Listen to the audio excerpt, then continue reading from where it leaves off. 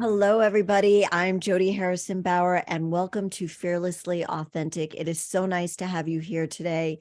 And if you are new to the podcast, to the show, this is the show where we educate you, empower you, entertain you a bit, depending on who the guest is. You just have me today. So I don't know how entertaining I will be, but hopefully I will be educational and empowering, and therefore leaving you to be inspired and inspiring other people. Living your most fearlessly authentic is such an important thing to me because for so many years, I feared judgment. I feared being myself because so many people in my life wanted to dim my light. And if you can relate to this, please let me know. There are a lot of people who deal with that and needing to dim their light to make other people feel comfortable because maybe we are too much. But you're not too much. You are just enough. And I hope that this show and many of the other shows that you will listen to will help empower you with that strength to stand into your power and own the beauty of who you are at any age and at any stage that you are in. And with that said, I wanted to let you know that you can find me on every social platform at Jody Harrison Bauer, and also at the Fearlessly Authentic podcast on Instagram and Fearlessly Authentic podcast on Facebook. And on YouTube, you can also find me at Jody Harrison Bauer. Please remember to rate, review, and subscribe. We have a 5-star rating, and I just appreciate all the comments all the time. And I threw a few questions out today before the show to find out from my followers who would be interested in learning more information about being in your 60s, owning who you are in your 60s, because this is what we are going to talk about today.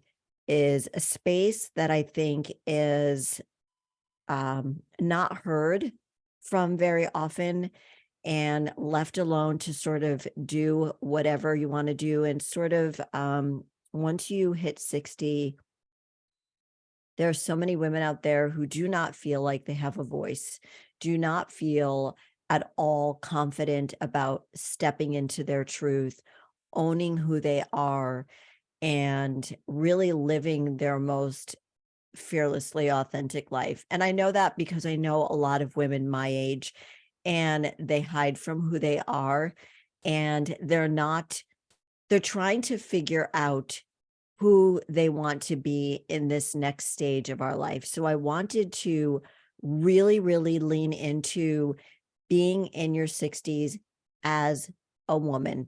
This is very specific. I cannot talk about being a man in my 60s. I'm only married to a man in my 60s and can tell you what that's about. But to me, that really wouldn't be all that educational and all that fun because he actually looks much younger than me and it pisses me off. But whatever, it really doesn't. I'm happy that he takes really good care of himself. So let's really start.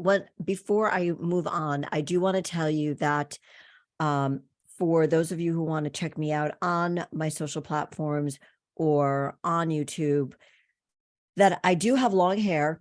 I do have hair extensions. I used to be very scared of judgment in sharing that I have hair extensions, because having long hair, having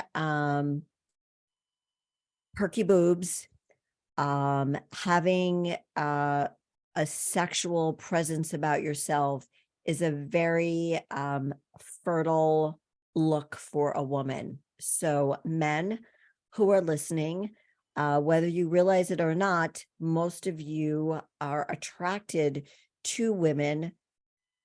If you are attracted to women who look fertile. So that's why so many women get implants in their boobs, in their butts, and why hair extensions are so popular as well, and all of those other things that we can do to our bodies. But specifically, when you think of youthfulness, when you think of a fertile woman who you want to have a child with, who you want to impregnate.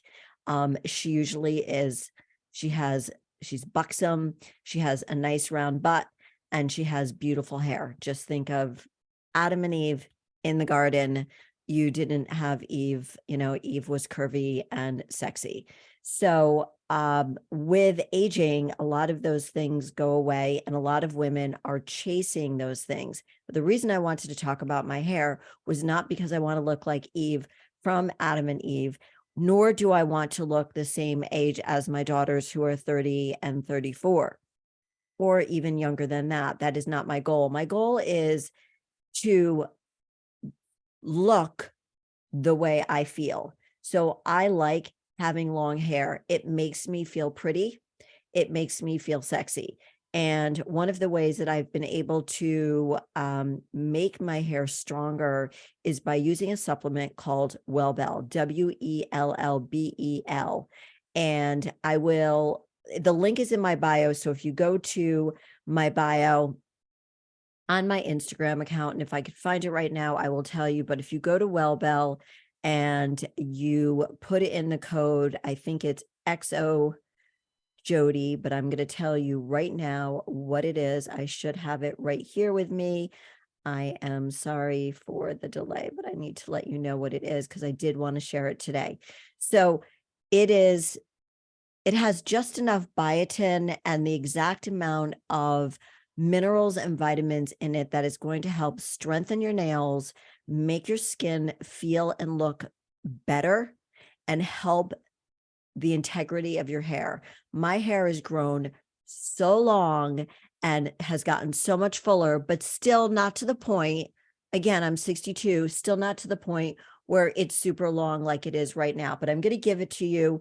It's Wellbel, Wellbel, and use the code Jody, JODISUB as in boy, 10, and you can save 10% off your monthly subscription. So go check them out and use my code to save money because I'm blown away at how great this product has changed the integrity of my hair. And I've been using it for about 1.5 years now. So with that said, I want to go into what a woman could do as young as in her 20s to grow older the way that she wants to. So I know from training women for almost 34 years that every woman wants to look in the mirror and they want to find themselves attractive. I honestly don't believe, and you can email me and tell me differently. I honestly do not know one woman who wants to look at herself in the mirror and say, I don't like what I see. I mean, that's why they come to me. That's why they trained with me, because maybe they looked in the mirror and they didn't like what they saw. So it's not just what your body looks like. It's all about your mindset. But my point is that every woman wants to look at themselves and think that they are, let's just put it bluntly, fuckable. Okay. I'm just going to say it. They want to know that a man or whoever you want to attract, man or a woman, or both, find you desirable, find you fuckable, find you they want to have an intimate relationship with you. And every woman, and that's called feeling desired. That's called intimacy. And it doesn't make a difference how old you are. We all want to be desired. We all want to have intimacy. We all want to feel that when somebody looks at us a certain way, that that's our person looking at us. We all want to feel it. And ladies, you can lie to yourself all you want. And if you need nobody in your life, then, this probably isn't for you. But I'm talking to the women who want to take on aging the way they want to, and not the way society thinks that we need to. We don't need to look a certain age. And it really, really starts way back when we're in our 20s. So if you are in your 20s and you are listening to the show, or you know somebody who's in their 20s and need to hear this, in your 20s is a great time to start working out, to start lifting weights, and to start understanding what it means to eat healthy, because we can't really build lean muscle mass without feeding our body the food it needs for energy and to maintain and build. And in your 20s, where your hormones, which by the way, basically rule your entire body, your hormones control your metabolism unless you have some type of hormonal issue or metabolic issue. But for the most part, your hormones control your body. My husband is tall and thin. Unless he eats more often, he's never going to be more than 165 pounds and 6 feet tall. That is how he is built. That is who he is. I can't change it. But if his life was spent in the gym and he built muscle, maybe that can change a lot. But it changes with food. And the most important food that you can get in your body is lean protein. And the best protein for you to get in your body is animal protein. There is nothing wrong with having plant-based protein, but it is harder to get in. Therefore, you need to eat more of it and you need to eat more often. So, rule of thumb, if you are in your 20s and you are looking to put on muscle, get stronger, depending on whatever your fitness goals are, lose weight, it all starts with lean protein. Why am I talking this and talking about being in your 60s? Because it all leads to the way you're going to age. If you smoked a lot in your 20s, if you drank a lot in your 20s, if you did drugs in your 20s, more than likely you're going to look like friggin' hell in your 50s and 60s and older. I mean, look at the guys who were like, the Rolling Stones. Yes, they're all living longer, but they look like hell. They've been clean and sober for many, many years. But more than likely, if you don't clean up your act, you are going to look and feel like hell when you get older. It takes a toll on you. So in your 20s, if you're trying to change anything in your body, it starts with lean protein. And if you're plant-based, you just need to eat more of that plant protein. There are more and more protein shakes out there made from plant-based foods. I eat animal-based protein, but my shakes are plant-based. And I use a company called Isogenics. And just as a side note, about 2.5 weeks ago, I got really, really, really, really, really, really sick from salmonella food poisoning. And I was hospitalized for 3 days. I got pancolitis. And so my entire colon was ripped to shreds. And I am on the mend. I have not had one piece of animal protein in 2.5 weeks. And this is really the first week. It happened on the 23rd. So this is really the first week that I felt kind of normal. But I can't drink any alcohol. Not that I drink a lot of it to begin with, but I can't tolerate any alcohol either. And that's just what's going on with me. So please also just be very careful about where you buy your food. You don't hear about too many cases of salmonella, but once you start talking about it, you're like, oh yeah, that person had it. Oh yeah, that person had it. But it was a horrible, horrible thing to go through. And so I need to work. And I know how hard it is to get that food in you because I don't want to lose the muscle on my body. So the more muscle you have on your body, that does not mean you need to look like a bodybuilder, but the more muscle you have on your body, the less body fat you will have on your body. Therefore, your heart won't be clogged with bad fat, with clogged arteries from fatty foods, fried foods, creamy stuff, candy, sugar, all that crap that is going to affect your heart and God forbid give you a heart attack. Nor will and having more muscle and less fat will also help protect your joints. So you will have a lower chance of having joint pain and issues as you get older. So you'll notice that as people get older and they gain weight and they have not maintained a healthy lifestyle, and I know a lot of people like this who are overweight, their knees hurt, their backs hurt, they have back surgery, they have disc surgery, all type of joint issue, hip, knees, lower back. That's all because of the extra weight that is not healthy on their body. And what a good doctor will do is a good doctor will say, you need to lose some weight before we do this disc surgery or this knee surgery or this hip surgery, because more than likely, once you take the weight off the body, those joints won't hurt anymore. So note to self in your 20s, lift weights, eat healthy. If you're going to drink alcohol, do it in moderation. Don't smoke anything, and stay out of the fucking sun too, because the sun is going to break down the collagen in your body and you're going to look like hell when you get older, because the sun really does a job. And if you smoke and go in the sun, it's just a tough look, and it's just not healthy for you. So going into your 30s, when it's usually prime time to start thinking about creating a family, your metabolism starts slowing down around the age of 30. Your hormones might start getting a little imbalanced.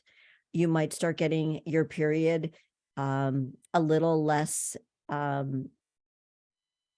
the same time. Can't think right that word right now, but you may not getting your period at the same time all the time between 28 and 30 days. You might start noticing some changes in your body. If you do, I'm going to tell you right now, go to your gynecologist and please look into if it's a naturopath, if that's your jam, look into a naturopath that can help you, but go and find somebody who specializes in hormones, hormone replacement, whatever it is. Find somebody who will help you get your hormones balanced, because the reason women in particular start gaining weight,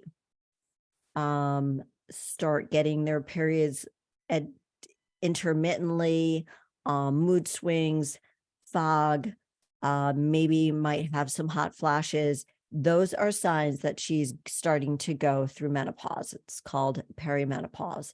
And that usually doesn't start happening until your late 30s, because you're given that time up until like your late 30s, early 40s for you, if this is your wish to have children.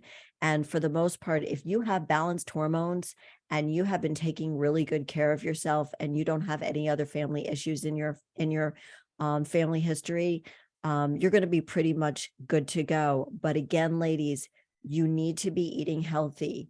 You need to be getting the sleep. You need to be working out. You need to be moving your body. You need to be building or maintaining muscle mass. And maybe now is the time to lose some weight if you feel that you were invincible in your 20s and you could eat or drink anything. You hit your 30s and things change. With each decade, things start changing a little bit faster. So I hear from a lot of women who are postpartum and they complain about, oh my goodness, I've gained this weight. And what do I do? How do I lose this baby weight? How do I do it? And for the most part, because there's so much education out there, there's so much information about taking care of your body during pregnancy, before, during, and after. There are a lot of women that I see just dropping the weight naturally and taking care of their bodies because they know that, when I'm talking about taking care of your body and lifting weights and moving your body, not only is it good for your body, but it's also good for your mind. And I did not know, fully understand, even though I've been working out for over 40 years, I did not understand how absolutely important it was that I was working out. I knew that it was a thing that I loved to do every single day. My kids would go off to school. I would go to the gym. I'd be there for 2 hours. And it wasn't until I decided that I wanted to divorce my ex-husband that working out and staying fit and strong was not only helping me for my body, but it was helping me for my mind. And that was the place, that was where I meditated. And meditation is very, very important. A mindset, a vision. It all starts with going off the track a little bit here, but talking about getting pregnant in your 30s or your 40s, staying healthy during your pregnancy, losing whatever whatever baby weight you gained. And if maybe you ate a little bit more, I gained 45 pounds with my oldest, and then I gained 35 with my second one. So I lost the weight in 12 weeks. I gave myself that goal to do that. But again, we didn't have the kind of resources. I just figured things out myself, and I got pretty lucky. And I did not have big babies. I had little babies.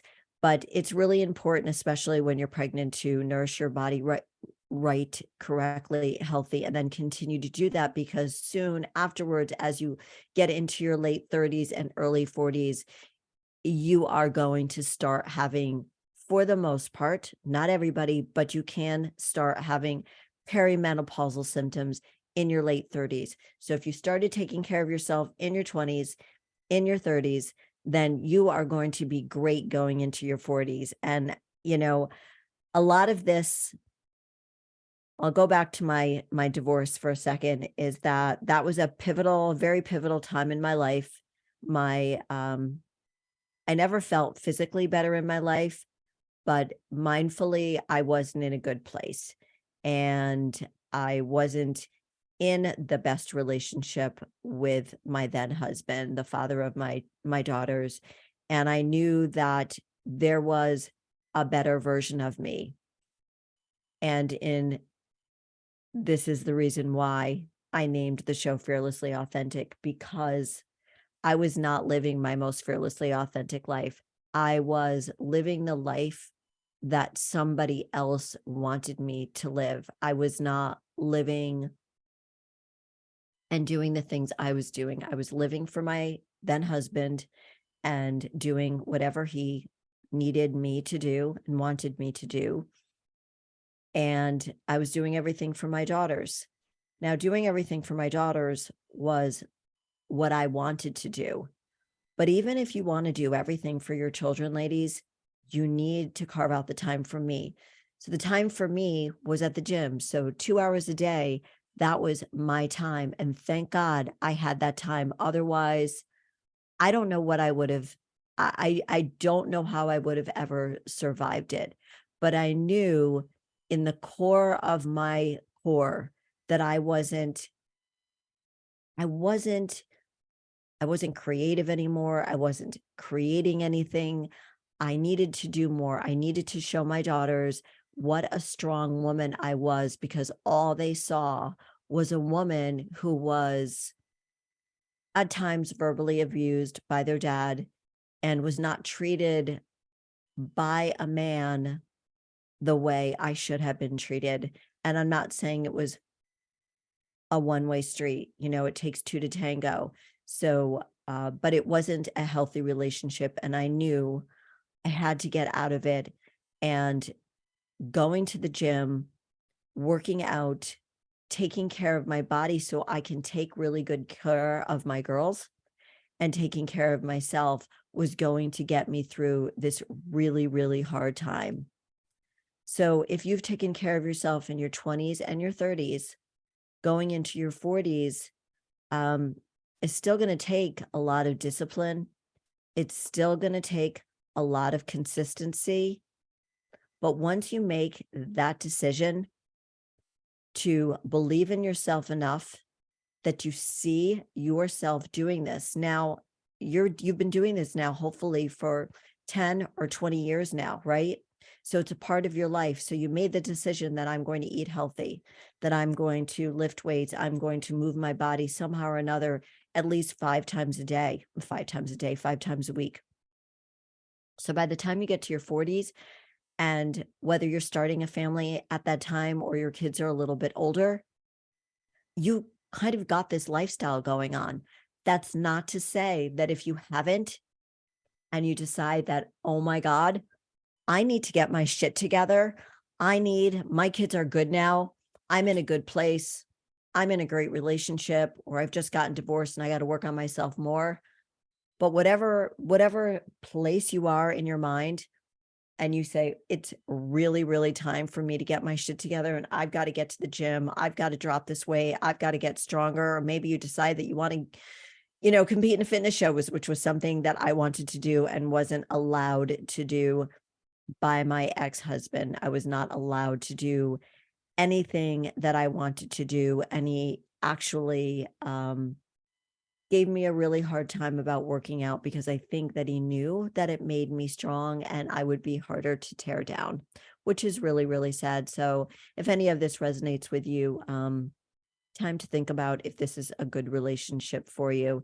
So in going into your 40s, you've got to continue the discipline, the consistency, the belief, the decision to do these things, the belief in yourself, which will cause you the discipline, and continue in that commitment and that consistency. So we are going to continue on this journey in a few more minutes. We're going to take a quick break. I will be right back, and we are going to get a little bit more specific as we start going through our 40s, 50s, and then finally our 60s. I'll see you back in a few minutes.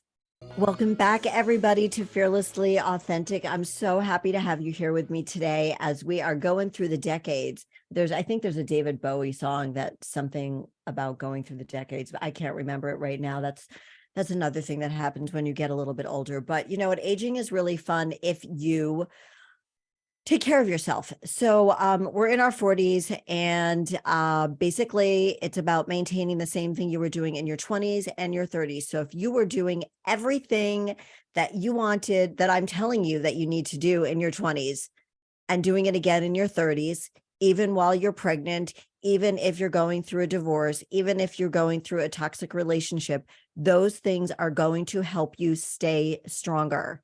So you're in your 40s, and it's another hit. It's another change. For me, I don't know if it was because I got divorced at 42 that I absolutely loved being in my 40s. I will tell you that if you have no hormonal issues, that in your 20s, 30s, and early 40s, your hormones should be super, super balanced.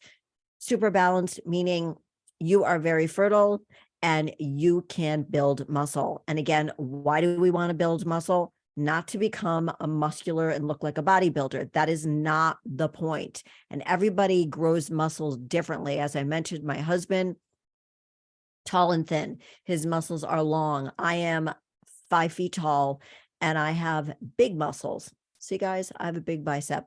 I don't even work my biceps. I don't work my abs either because everything I do involves my core. So if you started training and lifting weights in your 20s, in your 30s, in your 40s, let me tell you something, ladies, you're going to have some muscle mass on your body by the time you're in your 40s. And it is going to be easier if you've gained weight to lose that weight. Now, the scale might tell you you weigh a little bit more than you think you should because muscle weighs more than fat. So it's very, very important that before you start any goal that you do a couple of things, whether you're in your 20s, 30s, 40s, 50s, 60s, and beyond, that you start someplace. So whether you decide to take a picture in an outfit and every month you change that picture in that same outfit so you can see your progress, because we need to measure our progress. We need to start somewhere, and you need to have a plan, because without a plan, it's just a freaking dream. Okay. And you need to be planning ahead, because a failure to plan is a plan that's going to fail. All right. I'm going to say this one more time. A goal without a plan is just a dream. And if you do not plan to hit your goal, if you have no plan, a goal without a plan is a plan that's going to fail. You would never get in front of a room to give a presentation without being prepared. You would never get in your car to go on a long trip without your gas tank being full or having a plan to where you are going to get gas. And for the most part, we don't get in the car without knowing where we're going unless we need to drive. So if you're in your 40s and you've been working out and eating healthy for 20 years, you are good. You are golden. You are great. And again, I loved being in my 40s. I felt great. I was in really good shape. I was, women, they say, are in their 40s or at their sexual height. That was me. I don't know if it was a combination of me being divorced and feeling free and owning who I was. And for the first time in my life, stepping into my truth, stepping into my power, and crawling out of no self-esteem and no self-confidence. Don't get me wrong, I was still accomplishing things. I was very involved in my community and president of so many things. Went on a trip to Israel as a young leader for a nonprofit organization called Hadassah that I was involved in. So I did a lot of, I was still always a type of person who always had goals and always wanted to accomplish goals. But as far as, and that was with fitness as well.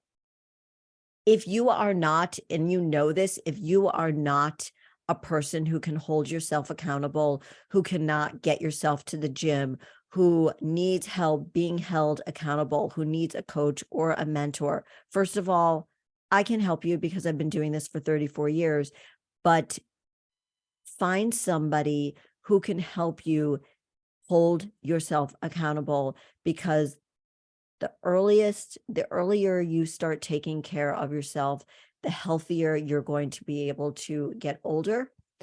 And you can do that without pain. And that's how we all want to age. And there's nothing to fear about getting older. It's actually a privilege to get older, but let's try to do it without any pain. I think that's the goal. And when you see people who have taken care of themselves and are living pain-free, they usually are pretty happy people, and they're keeping their mind and their bodies very, very busy. So in your 40s, keep doing what you were doing in your 30s, whether you're having kids or your kids are gotten older or you don't want any kids at all and you're just crushing it at your work. But make the time to still work out and nourish your body with healthy foods at least 80% of the time. So again, rule of thumb, if you didn't catch it the first time, if you want to maintain your weight, your body weight, 1 gram of lean animal protein per pound, or a little bit less, maybe 0.75. Okay. But rule of thumb, to make it really, really easy, 1 gram of protein for each pound of body weight you are is how much protein you need to be taking into your body on a daily basis.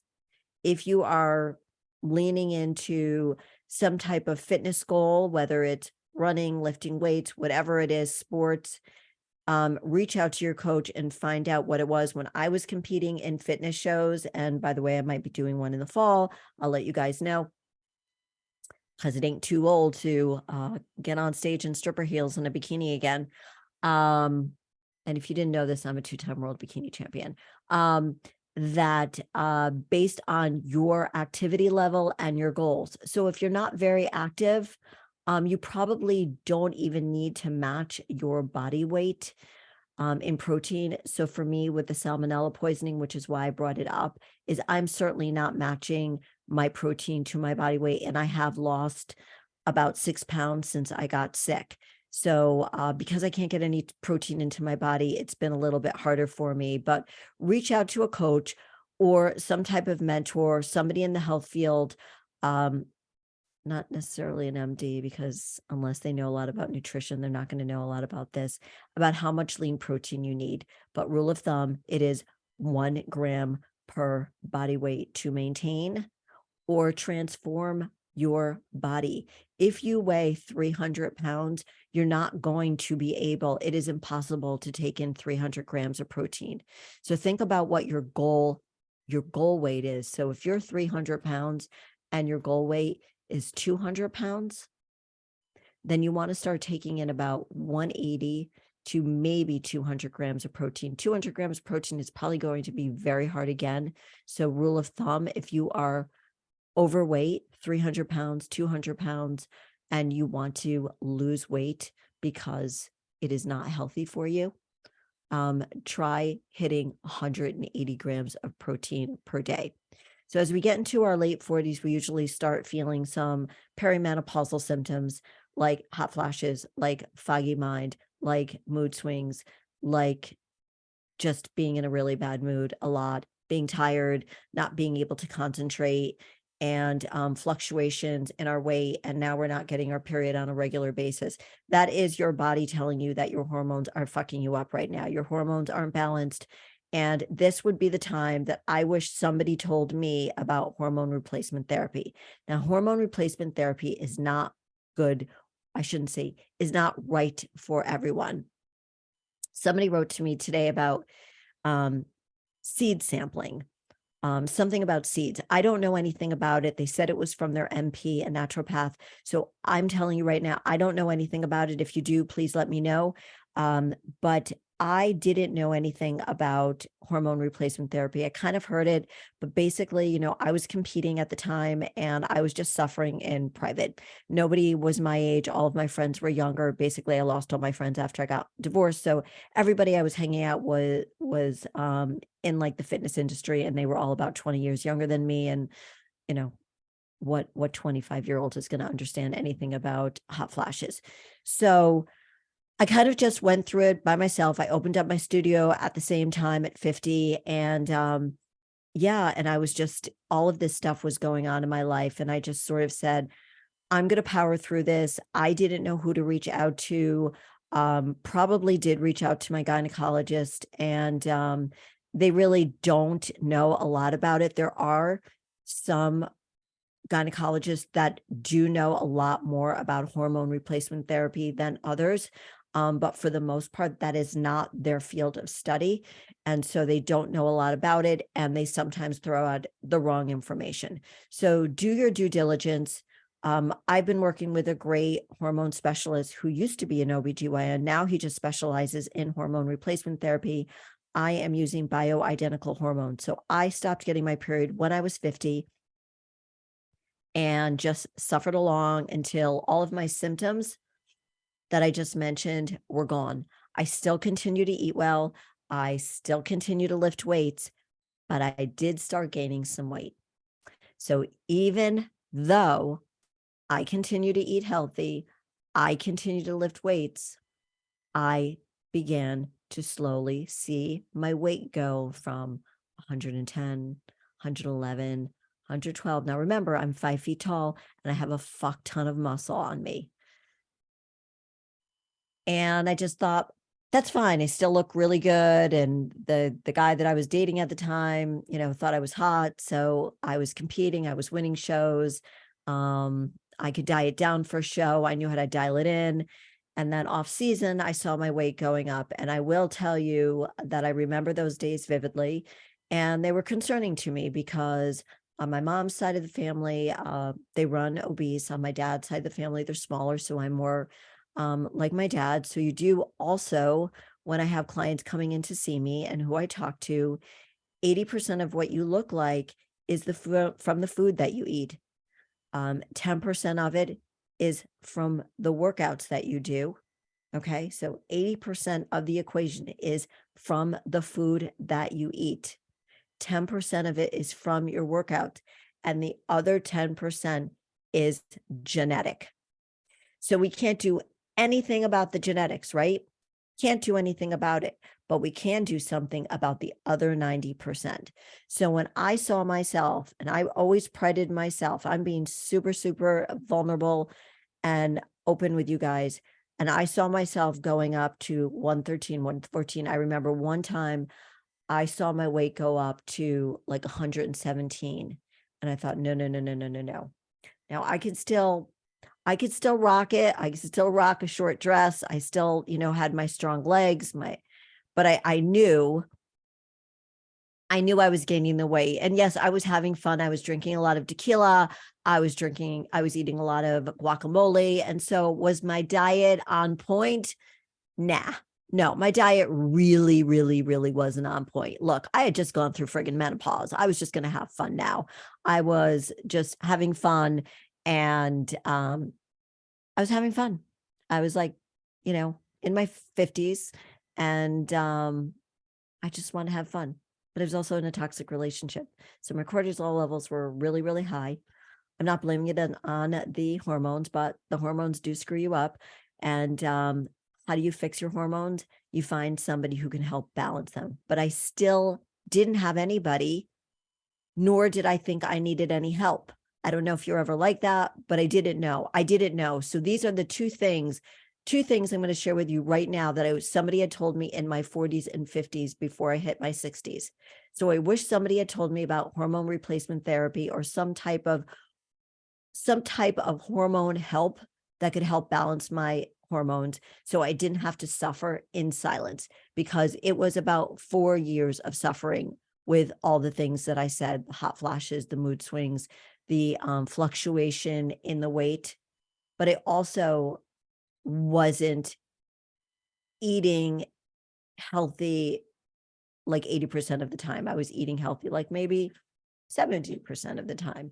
And, when you drink tequila, you eat a little bit more food. You eat a few more chips and a few more guacamole, and you can't dance it off because you can't ever run out the fork.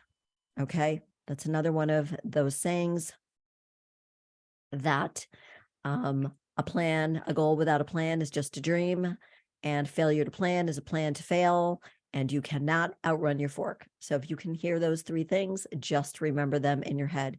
So I saw my weight going up.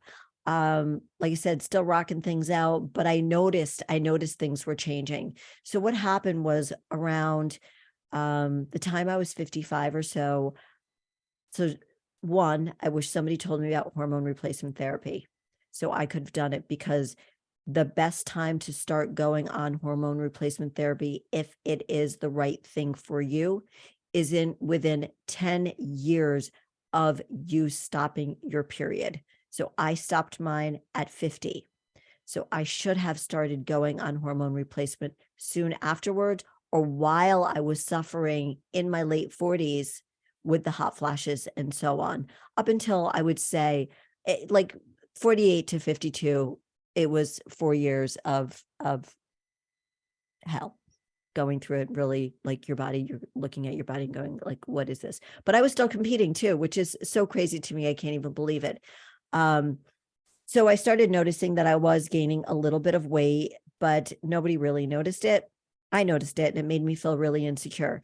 So the number two thing that I would tell you that I wish somebody had told me when I was in my 40s and 50s is to stay the hell out of the sun. I know you probably all know this by now, but I loved the sun. And when I was growing up in the 60s and the 70s, I was born in 1960, so we didn't have sunblock. We stayed out and we laid out in the sun with our Peter Frampton album and with all of our record albums, the 3 ones, the trifolds, with aluminum foil on it and baby oil on our face. Seriously, that's what we did. So a lot of us baby boomers, some Gen Xers, were all dealing with maybe a lot of sunspots and really some melanoma, and hopefully, God forbid, nobody has any skin cancer. But I was still laying out in the sun, but using sunblock until I met my now husband, who said to me, who's never been in the sun in his life and has the youngest skin and incredible, and never drank either. He said, "What the hell are you doing? Get the fuck out of the sun. Do you know that it's breaking down your collagen and it's going to make you age faster than you already are?" And I thought, okay, that's it. That's all I need. That's all I need to know. And then soon after, I had a friend who was kind of forced to go through menopause a little bit earlier based on what was going on in her life. And I noticed that her skin looked beautiful, that there was just something different about her. And she is the one. So I did not start going on hormone replacement therapy until I was 60. And when I spoke to my doctor, his name is Dr. Edward Jacobson out of Greenwich, Connecticut. If you want to reach out to him, I've never met him. We do everything via Zoom. And there's a 10-year window, like I said, that you can start hormone replacement therapy. I don't know what happens because I'm not an expert on it, but you have like a 10-year window where you can start that hormone replacement therapy, and it could make a change in your life. At first, when I started it, I gained weight. I didn't like it. I wanted to go off of it. So you've got to be really patient with your doctor and figure out what works for you. So I am on bioidentical hormones. I do not go out in the sun at all. I am a maniac. I have not gone out in the sun, stayed in the sun since I was probably 54, 55 years old. It will age you. Stay out of the sun, don't smoke, drink in moderation, eat healthy, lift weights, and look into hormone replacement therapy. And those things will help you go into your 60s the way you want to. So now that I'm 62, I can tell you those things that I wish somebody told me in my 40s and 50s. And now at 62 and really living my best life physically, mentally, soulfully, it's because I did, hold myself accountable. I did make myself go to the gym when I didn't want to go. I did eat the healthy foods, even though maybe I wanted to eat the French fries. But when I did eat the French fries, I realized how it affected my weight, and I didn't want to feel that way. And it really comes down to, how do you want to feel as you age? I had somebody on my show last week, and we talked about, what are you against? How do you believe that somebody should age? Do you think people, women should not color their hair? Yeah, there are a lot of women who have gone gray and a lot of women who've said, I'm not coloring my hair. I said at the beginning of the show, I have hair extensions. I color my hair. I would not look good if I had gray hair. That's my choice. I have fake boobs. I don't know if I'll keep them in my body for the rest of my life, but for right now, I do have them because that's what makes me feel good. So I want to leave you with this thought. In living your most fearlessly authentic life, you have a choice to stand in your power and own who the hell you want to be. I have just given you the directions to how you can stay healthy going into your 60s and still stay true to who you are. It is a choice. It is a choice that we make about the way we want to age. And there should never be any judgment towards anybody on the way they want to age. But if you want to age in a healthy way and you want to own and feel good in the body, the only body that you're ever going to live in, then make the choices that are going to make you feel good. Color your friggin' hair, cut it short, color it purple, do whatever the hell you want to do. If you believe you want to get, if you want to get Botox, if you want to get fillers, if you want to get a facelift, I am all about doing whatever it takes that you want to do that's going to help you get older, not get older, but that's going to help you grow older in a way that makes you feel good. So when you put your head on your pillow every night, you know that you are living your most fearlessly authentic life. So I hope that has helped you so much. If you want more information about how to eat healthy, please go to my website, jodyfit.com. There is a meal plan there and a 21-day journal that is so helpful. It's $9.99. It's downloadable. I am coming out with a new one. I can't wait to do it. It will have workouts in it. And it is going to be for you ladies because I want to help you go, like, run into your 60s and have the best life ever. So until next week, please go live your most fearlessly authentic life. Reach out to me. Remember to rate, review, and subscribe wherever you listen to podcasts. And I will see you next week. Bye-bye, everyone.